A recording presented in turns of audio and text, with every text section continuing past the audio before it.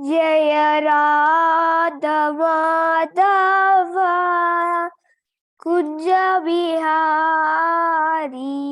Jaya Radha Madhava Kunja Bihari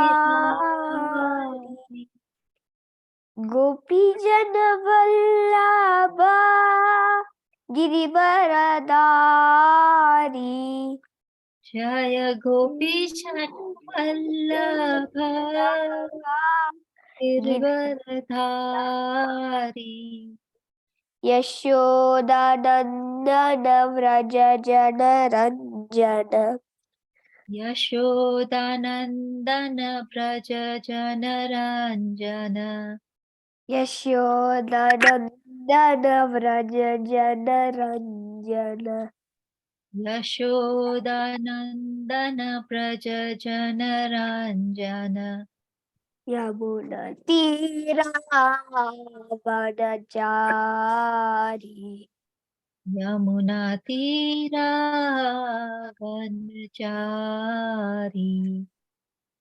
Yamuna Tira Vanachari Yamuna Tira Vanachari Hare Krishna Hare Jaya Radha Madhava Kunja Bihari Jaya Radha Madhava Kunja Bihari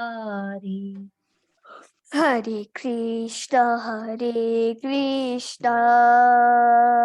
Krishna Krishna Hare Hare Hare Rama Hare Rama Rama Rama Hare Hare Hare Krishna. Thank you very much, Shashra.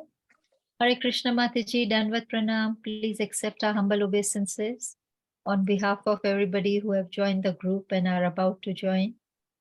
Hare Krishna. Hare Krishna, Mataji, thank you so much for inviting me. Very pleased to be here. I almost got the time wrong because last time it was at 6 o'clock, and of course the clocks have changed. So I'm glad I looked on the Zoom. I'm sorry, I should have said that. No, that's okay.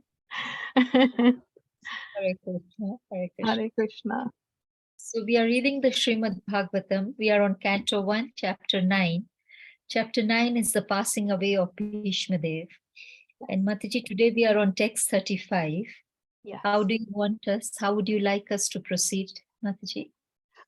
Well, if someone can do the Mangalacharan, someone can read the verse and the purport, then I can take it from there. Okay, we'll do that. Yes. All right. So, Shashwin, are you able to do Om Namo Bhagavate Vasudevaya and then read the text? Yes, Mataji, Hare Krishna. Hare Krishna. Om Namo Bhagavate Vasudevaya. Om Namo Bhagavate Vasudevaya. Om Namo Bhagavate Vasudevaya. Narayanam Namaskrityam Naram Chaiva Narottamam Devim Saraswati Vyasam Tato Jayamudirayet Nashtaprayeshva Bhadreshu Nityam Bhagavata Sevaya Bhagavatyuttama Shlokir Bhaktir Bhavati Naishtiki. Hare Krishna. Sapadi Sakki Vacho Nisamya Madhye Nija Parayor Balayo Ratam Nivesya Stitavati Sparasaini Kayur Aksna Hritavati Parthasakeratir Mamastu. Hare Krishna. Thank you very much, Shashwin. Would anybody like to do the word to word translation and purport? Hare Krishna. Okay, I can. Is Kumar Prabhuji there to do word to word? No. Okay, I can do the word to word translation, and let's hope other devotees can join to do the purport, and then Shubha Mataji will kindly do the Manglacharan for us. Sapadi on the battlefield. Sakhi Vacha, command of the friend. Nisamya, after hearing. Madhye, in the midst. Nija, his own. Parayo, and the opposite party. Balayo, strength. Ratham, chariot. Niveshya, having entered. Srita Bati, while staying there. Parashanika, of the soldiers on the opposite side. Ahyua, duration of life. Ayua, duration of life. Akshna, by looking over. Ratavati, act of mission. Partha, of Arjun. Son of Partha, Kunti. Sakhe, on to the friend. Rati, intimate relation. Mama, my. Astu, let there be. Translation and purport by Srila Prabhupada. Srila Prabhupada ki Jai. Translation. In obedience to the command of his friend, Lord Shri Krishna entered the arena of the battlefield of Kurukshetra between the soldiers of Arjuna and Duryodhan, and while there, he shortened the lifespans of the opposite party by his merciful glance. This was done simply by his looking at the enemy. Let my mind be fixed upon that Krishna. Purport. In the Bhagavad Gita 1.21 to 25, Arjuna ordered the infallible Lord Shri Krishna to place his chariot between the phalanxes of the soldiers. He asked him to stay there until he had finished observing the enemies he had to face in the battle. When the Lord was so asked, he at once did so, just like an order carrier. And the Lord pointed out all the important men on the opposite sides, saying, here is Bhishma, here is Drona, and so on. The Lord being the supreme living being, never the order supplier or order carrier of anyone, whoever he may be, but out of his causeless mercy and affection for his pure devotees, sometimes he carries out the orders of the devotee like an awaiting servant. By executing the order of a devotee, the Lord becomes pleased, as a father is pleased to carry out the order of his small child. This is possible only out of pure transcendental love between the Lord and his devotees. And Bhishma Dev was quite aware of this fact. He therefore addressed the Lord as the friend of Arjuna. The Lord diminished the duration of life of the opposite party by his merciful glance. It is said that all the fighters who assembled on the battlefield of Kurukshetra attained salvation by personally seeing the Lord at the time of death. Therefore, his diminishing the duration of life of Arjuna's enemy does not mean that he was partial to the cause of Arjuna. Actually, he was merciful to the opposite party because they would have attained salvation by dying at home. They would not have attained salvation by dying at home in the ordinary course of life. Here was a chance to see the Lord at the time of death and thus attain salvation from material life. Therefore, the Lord is all good, and whatever he does is for everybody's good. Apparently, it was for the victory of Arjuna, his intimate friend, but factually, it was for the good of Arjuna's enemies. Such are the transcendental activities of the Lord, and whoever understands this also gets salvation after quitting this material body. The Lord does no wrong in any circumstances because he is absolute, all good at all times. Hare Krishna. Shobha Mataji, are you able to do the Manglacharan for us? Hare Krishna. Yes, Hare Krishna Mataji, I can do it. Thank Hare you. Hare Krishna Mataji. Hare And Krishna Mataji, nice to see you. my humble obeisances to all the devotees. Krishna. Hare Krishna.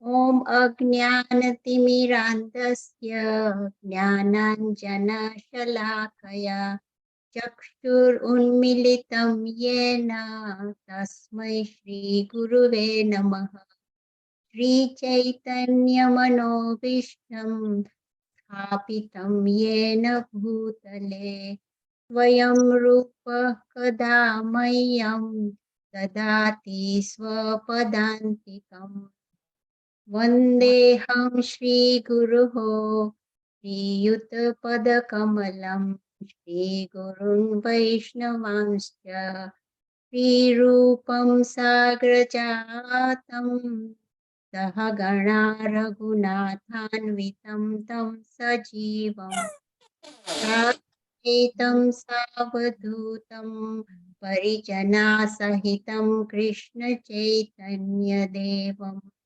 श्रीराधाकृष्णपादान् सहगणा Lalita श्रीविशाखान्वितांश्च हे कृष्णा करुणा सिन्धु दीनबन्धु जगत्पते गोपेश गोपिका कान्त राधाकान्ता नमोऽस्तुते तप्त काञ्चन गौराङ्गी Radhe Vrindavaneshwari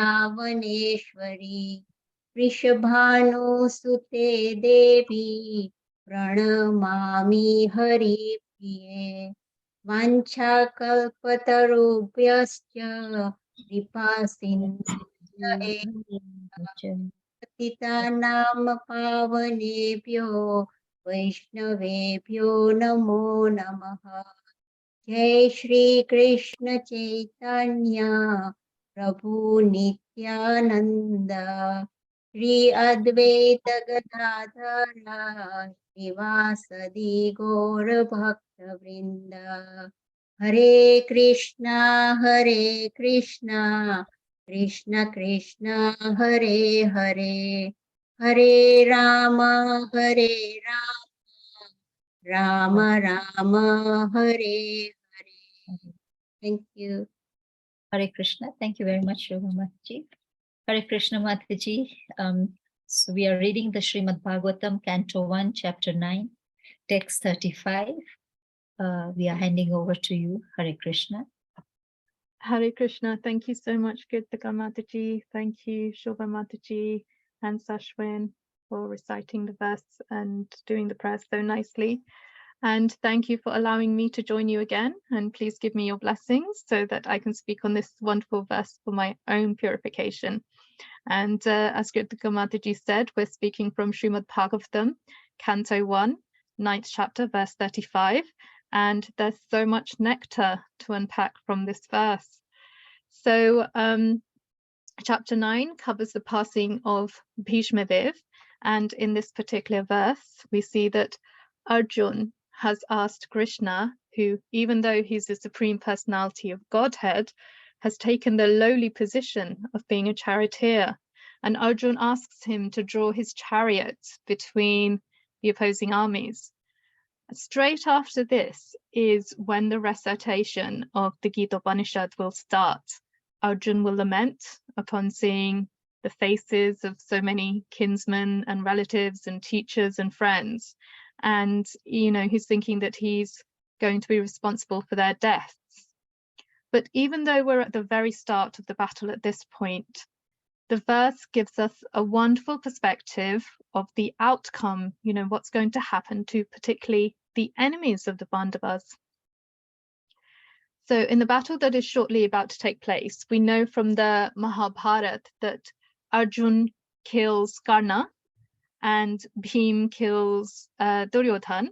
And this verse from the Srimad Bhagavatam tells us who the demon slayer really is. So it's none other than Lord Krishna himself, who, as it says, shortened the lifespans of the opposite party. And this is corroborated in the Bhagavad Gita, chapter 4, verse 11. I'm sorry, the 11th chapter, verse 33, where it says, "They are already put to death by my arrangements, and you, O Savyasachi, can be but an instrument in the fight." So Savyasachi, as Prabhupada says in the purport, is one who can shoot arrows very expertly. And so Arjuna and the Pandavas get the credit for vanquishing the enemy, although Krishna has already killed them. So how has he killed them? He's not fighting with them in battle. He isn't carrying any weapons. Does anyone know how he killed them from the verse? By his merciful glance. Absolutely. He reduced their lifespan simply by his glance, by his looking at them. And the reason that this was so merciful is because they could die in front of him and attain salvation, something that would not ordinarily be available to them, because, you know, as it says in the verse, dying at home in the ordinary course of life, you know, that salvation wouldn't be given to them. So how do they achieve salvation or liberation? What happens to them after their lifespan was reduced and they leave their bodies after Krishna's merciful glance? It doesn't say in this verse, but does anyone know that pastime? What happens to these enemies? Well, we need to go to Srimad Bhagavatam, 3rd canto, chapter 2, verse 20 to find the answer. And there, the verse very beautifully says that certainly others who were fighters on the battlefields of Kurukshetra were purified by the onslaught of Arjun's arrows. And while seeing the lotus-like face of Krishna, so pleasing to the eyes, they achieved the abode of the Lord.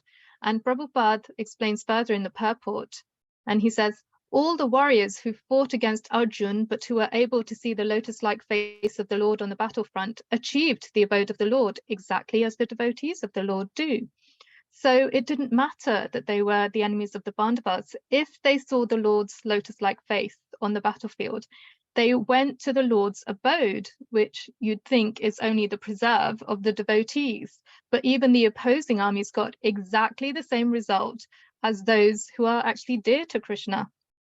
Because when they saw him, as it says in verse 20, chapter 2 of the 3rd canto, they appreciated his beauty and their dormant instinct of love of God was awakened. So even appreciating the Lord's beauty is, you know, thinking about the Lord is doing some service to him. And then Prabhupada goes on to say, well, Shishupal saw the Lord also, but he saw him as his enemy. So he wasn't appreciating Krishna's beauty, he was seeing him as his enemy. And his love was not awakened. Therefore, Shishupal achieved oneness with the Lord by merging in the impersonal glare of his body called the Brahma Jyoti. So merging into the impersonal Brahman is not as good a result as going to Krishna's personal abode, where you can serve Krishna and associate with him and, you know, kind of be immersed in his pastimes. And then Prabhupada goes on to say that others who were in the marginal position, being neither friends nor enemies, but slightly in love of Godhead, by appreciating the beauty of his face, were at once promoted as spiritual planets, the Vaikunthas.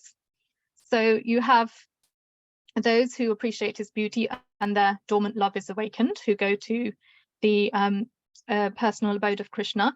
Then you have the enemies of Krishna, whose love is not awakened, like Shishupal, but they still achieve liberation. They just go to the Brahma Jyoti. And then you have those who are, you know, marginal or neutral, who kind of, they don't, they appreciate the beauty, but they don't fall in love with Krishna. They get the Vaikuntha planets, which is no mean feat. So does everyone know the Vaikuntha planets? Yeah.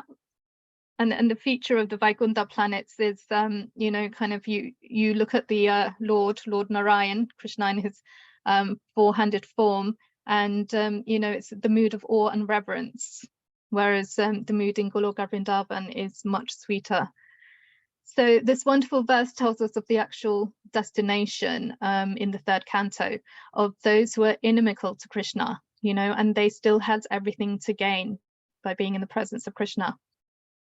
So coming back to this verse that we're looking at in the 9th chapter of the first canto, we see that it helps us to understand the Supreme Personality of Godhead a little bit more, because we see how neutral Krishna is to everybody. You know, Arjun was a devotee, Duryodhana was not a devotee, nor was Shishupal, yet those who are inimical to him were equally eligible for salvation from the miseries of material life, you know, at the level which they had attained, whether that's Krishna's personal abode, Goloka Vrindavan, the Vaikuntha planets, or the impersonal Brahma Jyoti. So the demons got a chance to attain salvation by dying on the battlefield of Kurukshetra in Krishna's presence. So the battle was not just victory for his favored devotees, you know, the Pandavas, whose friend he was, but it benefited his enemies too. He has no distinction between the enemies at all, or the, you know, kind of the right side, as it were. He's displaying this wonderful attribute of being neutral. So we can come to the conclusion that because, you know, he's merciful to even the demons, Krishna's love is unconditional and his love is equal for everyone. And in chapter 9 of the Bhagavad Gita, verse 29, he says, I envy no one, nor am I partial to anyone. I am equal to all. But it's also true that the more we surrender unto him, the more he reciprocates with us. Because in chapter 4 of the Bhagavad Gita, verse 11, he says, as they surrender unto me, I reward them accordingly. So those who are more favorable to them, he treats them more favorably. So isn't this a little bit contradictory? He says he's partial to no one, but then certain people who surrender to him and please him, he treats more favorably. So how is this not being partial? Does anyone have any ideas? He says he's equal to everyone, but, you know, kind of if we surrender unto him, he treats us, he rewards them accordingly. So yeah, it's kind of like a contradictory statement, but it's not Krishna who's actually making the distinction, you know, it's us who set the conditions for how he treats us. He treats everyone equally, but it's us, we the jivas, impose the conditions on how much he reciprocates with us, not him. So in the purport to that verse, Bhagavad Gita 4:11, Prabhupada says, Krishna is the object of everyone's realization, and thus anyone and everyone is satisfied according to one's desire to have him. So it's all about us, how much we desire to have him. If we don't desire him, Krishna stays away, because renunciation is one of his 6 opulences, and he lets us go, and therefore we might come under material nature and be deluded by the covering energy of Maya. And Duryodhana, for example, never wanted Lord Krishna on his side. And I remember the past time when Krishna was asleep, and both Arjun and Duryodhana came to him to ask him for his help in the impending war. And Krishna awoke, saw Arjun first and gave him first choice. You know, you can have me or my army, but I'm not going to fight in the war. And Arjun, who's not deluded, chose him because he wanted Krishna's protection. And Duryodhana, you know, meanwhile, Duryodhana was extremely pleased because although he wasn't given first choice, he got what he wanted anyway, which is Krishna's army, you know, which in his deluded state of mind, he thought would be stronger and more powerful than Krishna himself. So Krishna can only reciprocate as much as we let him, as much as we desire him. And in contrast to this, we have the wonderful scenario of Goloka Vrindavan, where the Vrajavasis, they do nothing but think about Krishna, and Krishna rewards them with such exalted personal service, you know, that it's unfathomable. Mother Yashoda gets to feed him and dress him and bathe him. You know, this is the personality of Godhead. But not only do they get the bliss of serving him, he actually becomes the servant of the devotee himself. He becomes subservient to them. And the gopis would deal with Krishna as if he was an ordinary boy.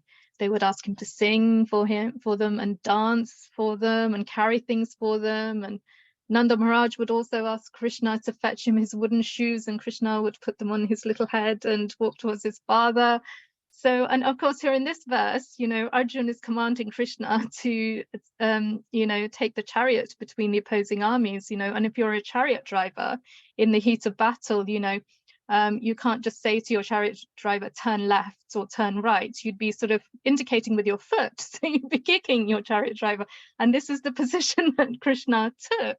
So he's actually subservient to his devotees. And it says in this verse, you know, verse 35 in the 9th chapter, by executing the order of a devotee, the Lord becomes pleased. So he's pleased to be actually doing this, to be subservient. He doesn't want, you know, the chief executive role. He doesn't want to be a king. You know, that's why going to Goloka Vrindavan is, you know, slightly sweeter than going to the Vaikuntha planets, because in the Vaikuntha planets he's in the role of a king, but in Goloka Vrindavan he's subservient to his devotees. So the moment someone wants him, he is there, and when he reciprocates, it's disproportionate. He says, I reward accordingly, but actually he rewards much more than what is due. You know, does anyone remember a past time when Krishna reciprocated disproportionately, i.e. he gave more than what the devotee was able to offer him? Anyone got any pastimes that illustrate that? Maybe Sudama? Yes, that's a wonderful pastime. Yeah, Sudama, that when Krishna and, you know, the goddess of fortune, Queen Rukmini, personally attended to Sudama and washed his feet and, you know, kind of fed him. And, you know, Rukmini sent her maidservants away and used to, you know, fan Sudama herself. So yeah, just giving beautiful personal service. The one I remember is the pastime of the fruit seller. And, you know, Krishna wanted some fruits from the fruit seller, and he tried to bring some grains to exchange them for the fruits. But, you know, of course, he had little tiny hands and they would fall out from his hands. And the fruit seller just looked at Krishna's face, and she was so attracted to him. And she said, if you call me mother and sit in my lap, I'll give you all the fruits you want. So he did that. And then the fruit seller gave him as many fruits as he would carry. And Mother Yashoda was delighted to receive these wonderful fruits, and she distributed them to all her friends. And, you know, she was happy because there was an endless supply, an inexhaustible supply, much more than he could carry, actually. And in reciprocation to the fruit seller, you know, as she was returning from the market, she noticed her basket was very, very heavy. And when she looked into it, she saw all these countless wonderful jewels. And she collapsed. She, you know, fell weeping with transcendental happiness, and Krishna took her back to his spiritual abode. So yes, she received jewels for fruits, much more than what she was able to offer. And of course there was Putana, you know, kind of who, even though she smeared poison on her breast to cause Krishna's death, he disregarded that. He disregarded that attempt to kill him, and he just took the service, you know, and he not only gave her liberation, but he gave her a place in the spiritual world as his nurse, as one of his, you know, associates, just by virtue of the matronly and nurturing act of offering her breasts, you know, poisoned as it was. So again, as equal to his enemies as his friends, and reciprocating disproportionately, you know, giving so much more than is offered to him. And Prahlad Maharaj brought up this aspect of his remaining neutral in the 7th canto, the 9th chapter, the 27th verse. He said, unlike an ordinary living entity, my lord, you do not discriminate between friends and enemies, because we do that all the time. We treat friends and enemies differently. You do not discriminate between friends and enemies, the favorable and the unfavorable, because for you, there is no conception of higher and lower. Nonetheless, you offer your benedictions according to the level of one's service, exactly as the desire tree delivers fruits according to one's desires, and makes no distinction between the lower and the higher. So Krishna doesn't make distinctions, but we are the ones who decide how much we want to serve him and how much we want to associate with him. You know, that decision is completely ours. We have minute independence, and we use it. And he waits for us to choose and acts accordingly. And even if we take just one step towards Krishna, he takes 10 steps towards us. And as we've heard, he's the well-wisher of demonic personalities too. As it says in the purport, the Lord does no wrong in any circumstance because he is absolute, all good at all times. So we may be like Arjun, who's thinking in a mundane way about events and lamenting about the tough circumstance of having to kill his relatives. But Krishna, even while he is advising Arjun to fight them, is looking after the welfare of even his enemies, because he is all good at all times. So as Bhishma says in the verse, let my mind be fixed upon that Krishna, the old good Krishna, the Krishna who does no wrong. And it's good to reflect on the pastimes of Krishna, because otherwise we can't meditate on the pastimes of the Lord when we leave our body. You know, so what Bhishma Dev doing is absolutely correct. He's leaving his body while focusing on Krishna. And we can't think of Krishna at the end of our lives if we haven't spent our whole lives practicing thinking of him. So what are the best ways of fixing our mind upon Krishna? Does anyone have any examples? By listening to his glories. Fantastic. Yes. So hearing is, you know, kind of one of the 9 processes of devotional service. Brilliant. Does anyone have any others? Hare Krishna Mataji, if we Hare center Krishna. Krishna in our life and whatever activities we do, we just think as though we are serving Krishna and chanting. Brilliant. So I think, Mataji, you're talking about, you know, whatever we do, we think about serving him, you know. So I think that's serving the Lord's lotus feet. So that's definitely one of the 9 processes of devotional service.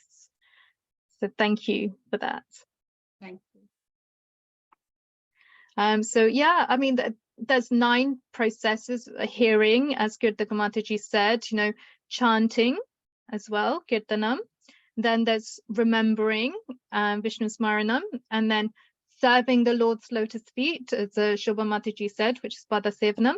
Then there's deity worship, which is Archanam, praying, Vandanam, and executing the orders of the Lord, you know, sort of becoming his intimate servant, which is Dasyam, and serving as a friend, which is Sakyam, you know, just like Arjun does. And the last one is complete surrender to Krishna, Atma Nivedanam, you know, kind of like Bali Maharaj, who gave Krishna in the form of Vamnadev his entire kingdom, his possessions, and then offered him his own life, you know. So which do you think is the most important process out of those processes of devotional service? We've got hearing, chanting, remembering the Lord, serving the Lord's lotus feet, deity worship, praying, executing orders, serving as a friend, and surrender. Anyone got any ideas? I think for me, Mataji, it would be surrendering to Krishna. Yes. Find it more effective.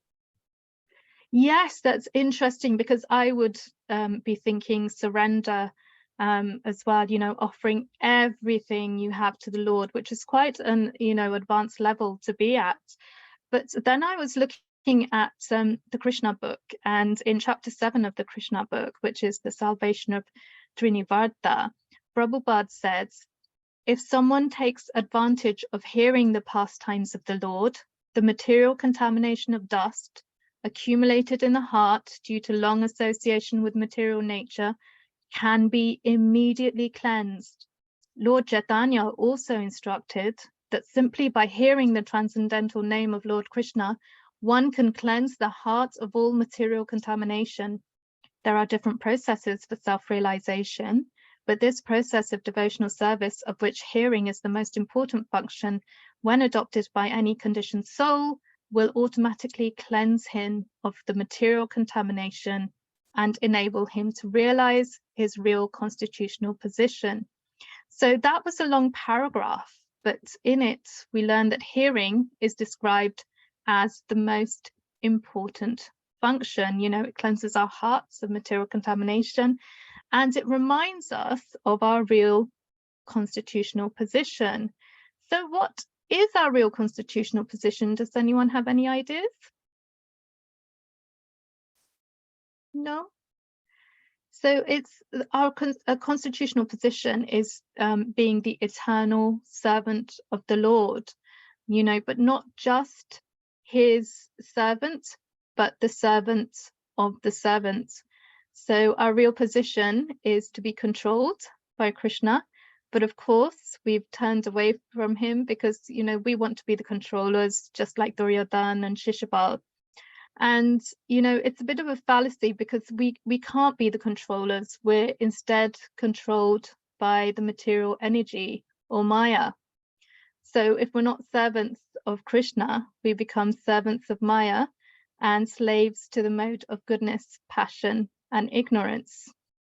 So in summary, we need to make sure we fix our mind on Krishna, just like Bhishma Dev, you know, particularly at the end of our lives, and practice this throughout our lives. And although even the demons get salvation, you know, by Krishna's killing of them, it's good to practice hearing of Krishna's pastimes as one of the ways that we carry out devotional service. So does anyone have any questions at all on this verse or anything you've heard?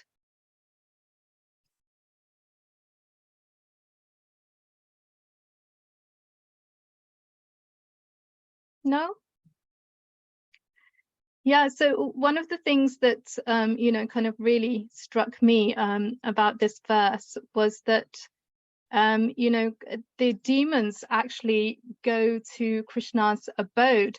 So what do you think is the benefit of, you know, being a devotee as opposed to being a demon?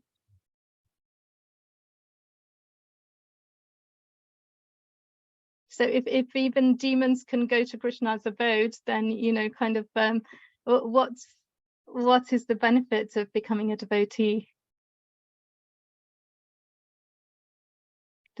Would anyone like to hazard a guess?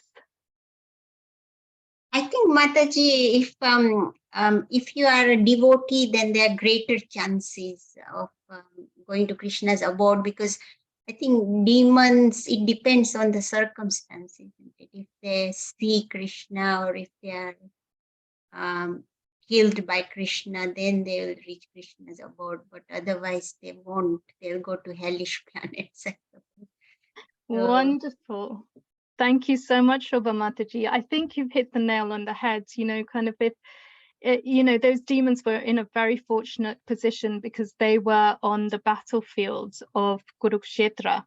And on the battlefields of Kurukshetra, I think I read the story that King Kuru actually did some, you know, kind of austerities, and he asked for the benediction that anyone who dies on the battlefield, you know, in battle, will go to the heavenly planets. But of course, Krishna was there. So it's not just that when they die, they go to the heavenly planets. You know, if they kind of, if their dormant love of God is invoked, then they will actually go to Goloka Vrindavan, you know. So yeah, so you have to be in a very fortunate position of having Krishna there, sort of as a demon. But if you're a devotee, or welcome back, Mataji. And if you're a devotee, because you recognize that we're part and parcel of was the internet. Sorry, we had a blackout, so everything. I'm really not at all, not at all. So yeah, so I was just explaining, Mataji, what the you know, kind of if the demons actually get a chance to go back to Godhead, then what is the point of being a devotee?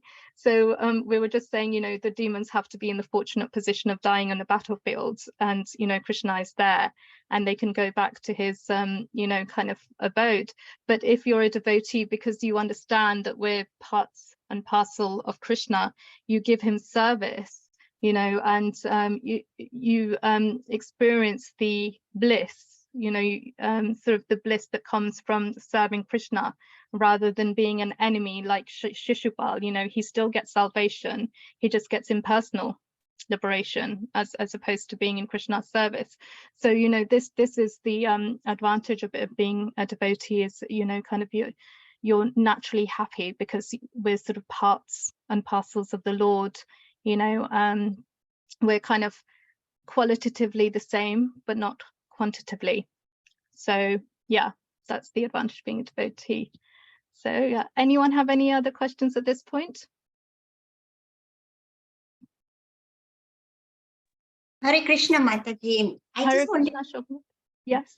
I just wanted to ask something which always kind of baffles me, and I find it confusing because, when like here Arjuna is considered as an instrument of Krishna, Yes. but in real world, like if somebody does something wrong, like stealing or committing a murder or something, do we consider the incidents as the person being an instrument? How do we sort of verify that? If someone asks that question, how I wouldn't know how to answer.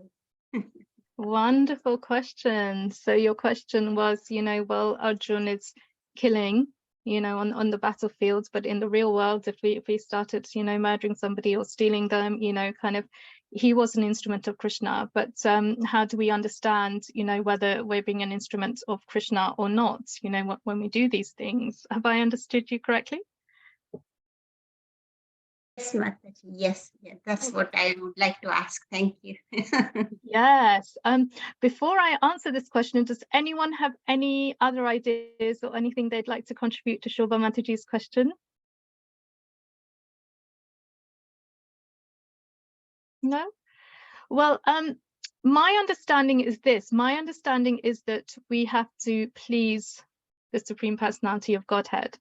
So therefore, we have to understand what Krishna wants. And the only way that we can understand what Krishna wants is by taking a spiritual master, kind of in verse 34 of the 4th chapter of the Gita, it says, just try to approach a spiritual master, render him service, and, kind of ask questions submissively, inquire from him submissively. And so I think, kind of when we're doing something, even if it's against the rules of the mundane world, if we know that it's pleasing to Krishna, then, kind of as Arjun did, Arjun was killing his relatives, normally that's quite an abominable act. But because Krishna himself is telling him to do it, then that becomes devotional service. Krishna's told him that they've already dead, kind of they've died by my glance. I just want you to get the credit. And but kind of the spiritual master is the representative of Krishna on earth. Sort of we might not be in the lucky position of having Krishna's association ourselves, but through our spiritual master, who kind of brings us closer to Krishna and helps enlighten us about Krishna, then we can sort of do things which might not look to the eye that kind of in the mundane world it might be a bit but if it's directed by authority, by his guru, sadhu, shastra, then we're on pretty safe ground. Does that help? Yes, Mataji. I think that makes sense now. Yeah, thank you. Yeah, it has to be from authority. It can't be, well, Arjun killed his relatives, so now I can go out and kill everyone, And we need to know that, kind of we're pleasing Krishna. We might not be in the position of sort of being in the presence of Krishna, or even the Paramatma, of even listening to what the Paramatma is telling us, the Paramatma in our hearts. We might not be that elevated yet, so we do have to go to Guru, Sadhu and Shastra for any decision, especially if it's it sort of goes against the grain of what is right. Yes, that makes sense. Thank you, Mataji. Thank you so much for that question. And so this verse, basically it says, by executing the order of a devotee, the Lord becomes pleased as a father is pleased to carry out the order of his small child. So it's interesting that kind of Krishna is being likened to a father, because I always heard that he likes being the child of his devotees, kind of his special elevated devotees like Nanda Maharaj and Mother Yashoda and Mother Devaki and and Vasudev. They had Krishna as their son, but here he is the father of of Krishna, of his devotees. You know, he becomes pleased as a father is pleased to carry out the order of his small child. And it's because, you know, kind of as a father who doesn't discriminate between his children, he sees the demons and, you know, the sort of the people who favor him as equal, you know, kind of. So the father is never inimical to his children and doesn't have favorites. So that's the same way as, you know, kind of, you know, that's Krishna is just the way that we respond and reciprocate with Krishna. It is on us rather than on how he treats us. So yeah, kind of he is just very much like a loving father. And I think that's where we've come to the end, and you know, sort of just come to the end of what I wanted to say on this verse. And if anyone has any other questions, then yeah, please let me know. Hare Krishna Mataji, I have two questions. One is because probably I got disconnected, but Oh, my of first course. and sorry, I can't put the video on because of the fluctuation in the internet. If I put it on, then it just goes off. Sure, So please excuse me. no problem. So my first question is, you said that Krishna's enemies, those who think that Krishna is the enemy, Yes. they, if they saw the lotus face of Krishna, they Mhm. would still go to his Brahma Jyoti. But Brahma Jyoti is not a good position because you have to be born again. While Yes. Vaikuntha, you once you enter Vaikuntha, there you look at Krishna in awe and reverence, but you never come back to the material world. Am I right in thinking that? Yes, thank you, Mataji. That is a wonderful question. And that's my understanding as well. You know, kind of the Brahma Jyoti is, you know, it's eternal and it's full of knowledge, but it's not blissful, ananda. So it's very difficult for us to stay there, and we fall back down to, you know, the material planets. So yes, it is a risk to go into, you know, the impersonal form of the Lord, because obviously we have a personal relationship with the Lord, so we want more than just the impersonal liberation, because, you know, kind of there's nothing that's, you know, we get no bliss out of it, no ananda. Whereas going to the Vaikuntha planets are spiritual. So, you know, you don't have to come back down to take birth again. Even if you go to the Vaikuntha planets, it's just the mood is different, you know, kind of to Goloka Vrindavan. And I believe Bhishma Dev, he actually went to the Vaikuntha planets as well. You know, kind of he was just sort of was in the mood of awe and reverence towards Krishna. And you can see, you know, in the prayers in his passing, he was in that mood with him. Thank you very much, Mataji. And then I missed out on what you were saying about Shishupal, and I got disconnected. And then, Mataji, if you don't mind, please repeat what you said about Shishupal. Yes, so in the third canto, chapter 2 verse 20, so Prabhupada is saying, you know, that those who saw Krishna appreciated his beauty on the battlefield, their dormant love was awakened, and they went on to Goloka Vrindavan. And Shishupal didn't, you know, see Krishna's beauty. His dormant love was not awakened. He saw Krishna as his enemy. So Shishupal achieved oneness with the impersonal Brahman, you know, so which is the Krishna's effulgence, the Brahma Jyoti. So yeah, so he got liberated, but not into the spiritual planets. And then, yeah, and then there were others who were in the middle, you know, between Shishupal and those whose dormant love was awakened. They were kind of, you know, neither friends nor enemies. They appreciated his beauty, but the love didn't awaken. So they actually went to the Vaikuntha planets. And, you know, spiritual liberation is still amazing. So they had, you know, that wonderful wonderful, kind of outcome for them, even though they didn't really worship Krishna. But by virtue of being on that battlefield, they had the same outcome as, some of the devotees. Thank you, Mataji. No problem at all. Are there any other questions or comments from the group? Okay, if there are no more questions, maybe I can make an analogy, Mataji, if I may. Of course. So, Krishna, you said that Krishna doesn't differentiate between a devotee and a non-devotee, and is equal. So can we give this example, like a father has 2 sons or probably 4 sons? Yes. And then he could distribute the same amount of wealth among everybody.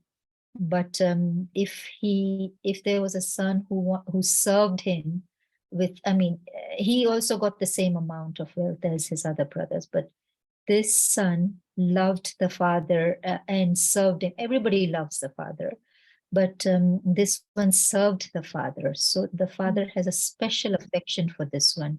It doesn't mean that he's going to get anything more in terms of material wealth, but can we equate this to Krishna's mercy? If we had to explain this. So you're saying that, kind of the father gives, the wealth equally to all the sons. And if you can just repeat the last bit about the equating the mercy, just so I understand. There is this one son who loves the father so much, and he serves the father. So yes, he'll bring a glass of water, he'd bring his shoes. He's doing it just because he wants to serve the father, not because of the wealth, because he's got the same amount of wealth as the other brothers have. But he is in the serving mood for his father. He'll take his father to the temple. He'll take his father for a drive. He'll be his friend. He'll be his servant, just out of his own love for his father. So would the father's love for this child be like Lord's mercy? So would the father's love for this child be like the Lord's mercy? Yes, and the Lord, kind of in my understanding, is even more merciful than that, because you were giving the wonderful example, Mataji, of how the son serves the father, as a servant, and also as a friend. For Krishna, actually, the Lord gives so much mercy that you can serve him as a servant, as a friend, and as a parent as well, and also in conjugal love, which is what the gopis and, the queens of Dwarka had. So, there's one of 5 moods. There's also the neutral mood that you can serve Krishna in, which is, kind of not what devotees aspire for. They want, one of the other moods. And so, yeah, it is, if a son is serving the father in a servant and a friendship, that's wonderful. But in serving the Lord, you can have even more moods than just serving your father on earth. Does that answer your question? Yes, it does, Mataji. Thank you so much. No problem. Are there any other questions or comments from the group?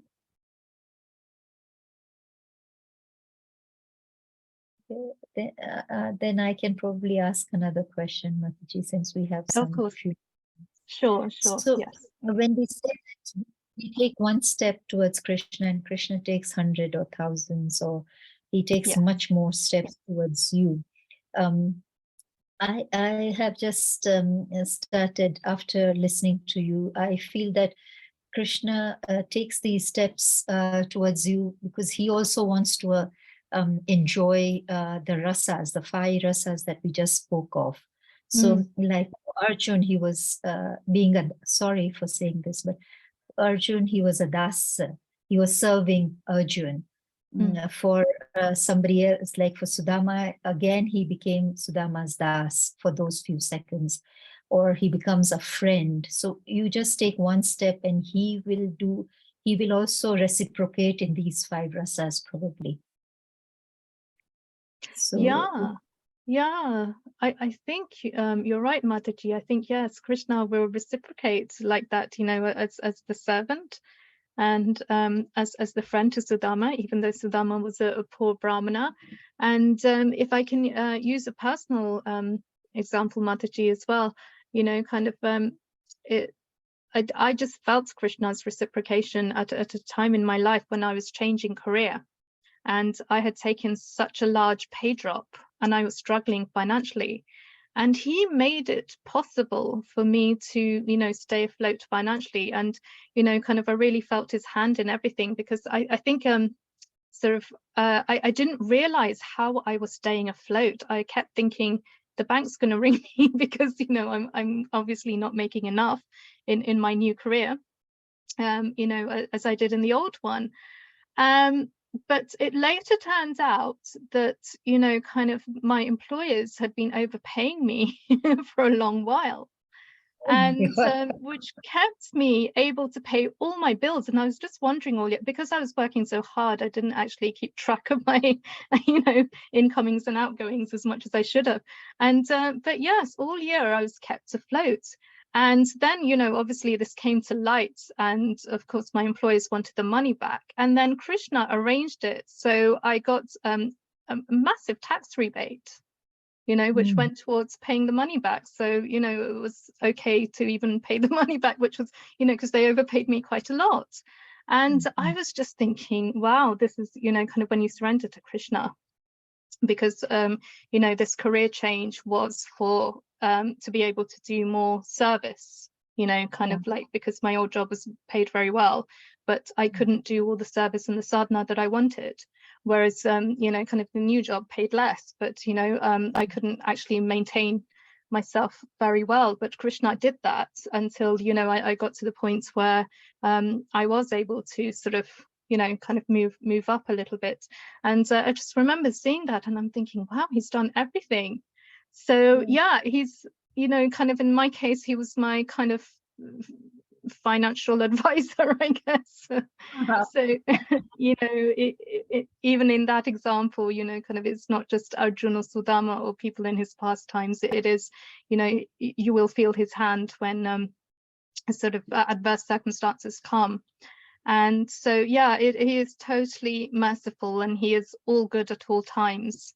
Like it says in the verse, you know, he just wants us to come back to Godhead and, you know, kind of leave the conditioned material world behind. And so he helps us to do that if he sees that we're trying to sort of mold our lives in such a way to be able to do more service, then, you know, he undoubtedly takes 10 steps towards us as well. Thank you, Mataji, for sharing this. This was wonderful. I mean, this is a live example. We haven't seen Sudama and we haven't seen Arjun, but we've seen you. So, and he has, using the word served, but I don't know which other word to use, as your financial advisor and sorted your books out. So, as your accountant. So, Yes. Thank you so much, Mataji, for sharing this. Hare Krishna. Are there any other questions or comments? Okay, if there are no more questions or comments, we can now end the session. Shobha Mataji, would you like to end the session? I'd like to welcome Dipti Murji Mataji, who has just joined in. Thank you, Mataji, for joining.